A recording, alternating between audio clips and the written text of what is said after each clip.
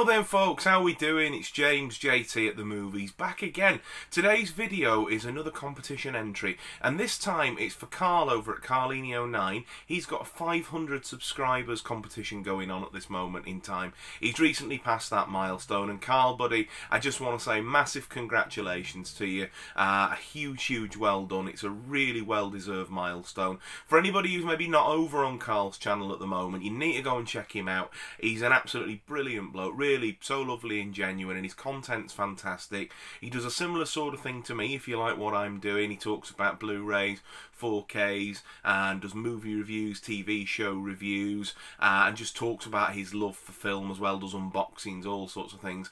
And he's got a really great personality and a charisma that just comes across on the camera.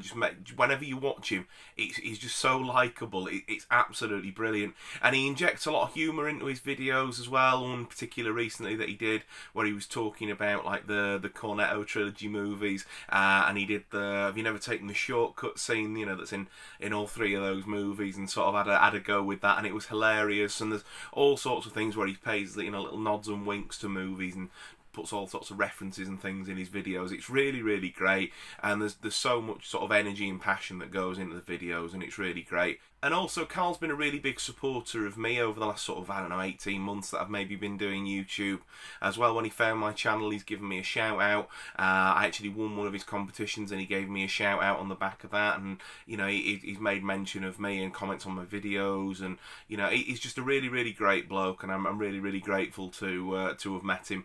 And anyway, let's jump in to what Carl wants us to do for the competition entry. So he's given us two questions, and I hope my answers are alright for you, buddy. The first one is, if Hollywood were to come calling at the door, what character in what movie are you playing? So I've taken this as to mean that I'm not replacing somebody that's already in a movie, but if they were making a sequel to something or a brand new film, what sort of character would I want to play in that film? And I think I'd love to be a central character in an adventure film, similar to something like Indiana Jones, National Treasure, the Tomb Raider movies, you know, that sort of thing, sort of, you know, action, adventure, hunting for treasure or a mythical sort of, you know, MacGuffin, if you like, and being part of the sort of the central team. I sort of see myself as maybe sort of the more sort of reserved, but maybe the sort of, I want to sound big-headed, maybe the brains behind it, sort of, you know, sort of somebody maybe like a bit like Marcus Brody or maybe Riley in National Treasure, sort of thing. You know, they sort of add the value, but they're not necessarily the ones storming the gates right in front, sort of thing. That's the sort of character I think I'd like to play. I think that'd be really great. Yeah, so I mean, obviously they're casting Indy 5 as we speak, ready to start shooting later this year. So if anybody wants to come knocking on the door and get me involved in that, I'm up for it. Can't act for toffee, but give it a go, eh?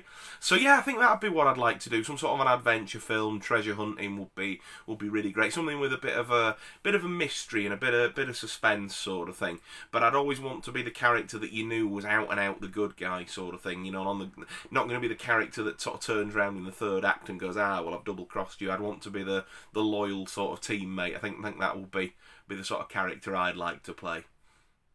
And then Carl's next question was, who do you relate to most, or who do you look like in film? Well, I couldn't think of anybody that I think that I necessarily look like now. I'm open to comments, and I won't take any offence.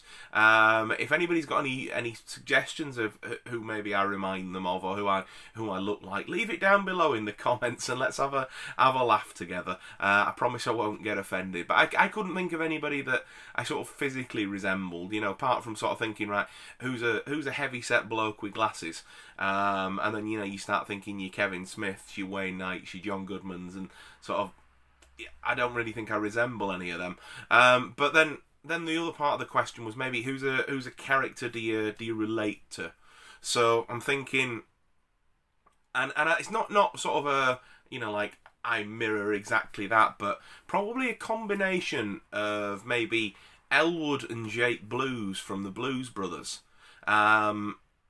Now, I'm not a troublemaker. I'm not a lawbreaker like those two characters are, But obviously, I'm a huge music lover, and I'm in a band at the moment with a good mate of mine, Phil, that I regularly sort of mention in my videos. He's one of my closest friends, and we've been in bands in some variety or another for the last 12 years now. We've known each other since we were teenagers, and when we were sort of first starting out in a band, we were in a band called Fretbuzz with another lad called Sam, and we used to sort of go and play music all over the sort of the north of England, and sort of Yorkshire and surrounding, and sometimes up in the northeast, and we get about just doing sort of like the pub covers and stuff like that whilst I was in college and he was in university, and same with the other lad as well. And some of the places that I'd take us to play would be really interesting, and some of the things I'd sort of like have the band do to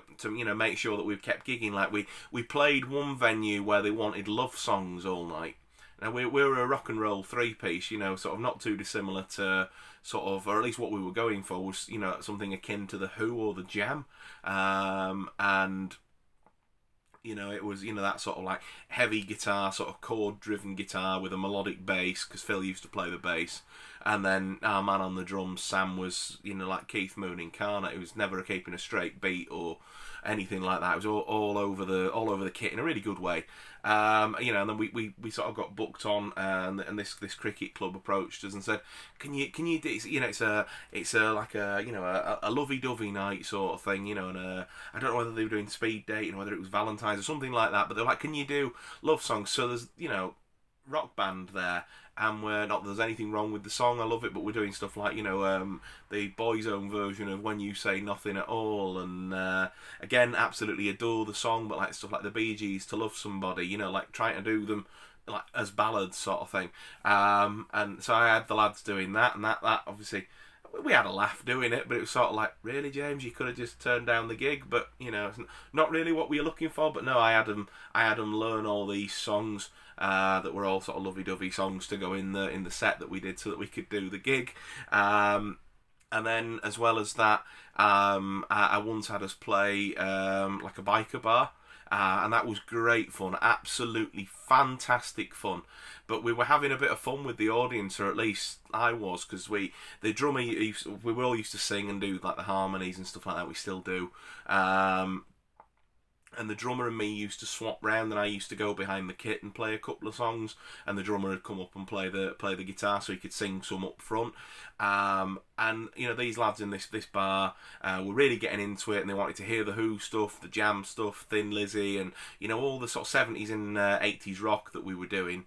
And then I sort of got up and said, right, well, Sam's going to come up from behind drum kit now and do you a Take That medley. Again, absolutely nothing wrong with Gary Barlow and the lads, but it was sort of like we were getting sort of like, ooh, they're going to do bloody Take That, and it was that sort of a reaction, and it sort of almost reminded me a little bit, and whenever me and Phil reminisce about that, it was almost like the chicken wire scene in Blues Brothers. So I would say, Carl, I hope that answers your question anyway, that I sort of feel a bit like I can relate to Jake and Elwood blues. I wouldn't say I'm particularly like either of them sort of explicitly, but the whole sort of doing anything to keep the band together and anything to get the next gig sort of thing, it was very much something that resonated with me, and was where my mind went when you asked that question.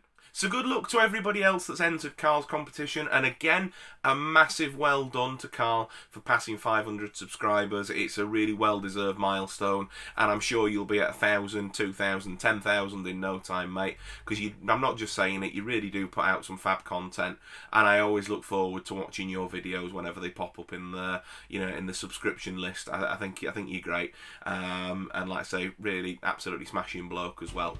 Thank you very much everyone for watching. If you're not already over at Carl's channel and subscribed to him, the link is down below in the description box. Get yourselves over there, and I implore you to subscribe to him. You will not regret it. If you've liked me and my ramblings today and you're not already subscribed, then think about subscribing to me, and if you do subscribe, ring the notification bell, and then that way you're the first person to be notified whenever I do post a video. Leave me your thoughts down below in the comments as well. Get involved in those comment section. Let's have a natter and a laugh. I love to chat to you guys down below. It's absolutely fantastic. Take care of yourselves, folks, and I look forward to seeing you again real soon. I've got some top 10 lists coming up on the channel over the next couple of weeks. I've got the next episode of Debriefing 007, and I've also got the May update as well as a tour of my Blu-ray collection coming up. So take very good care of yourselves, folks, and I will see you again soon. Bye for now.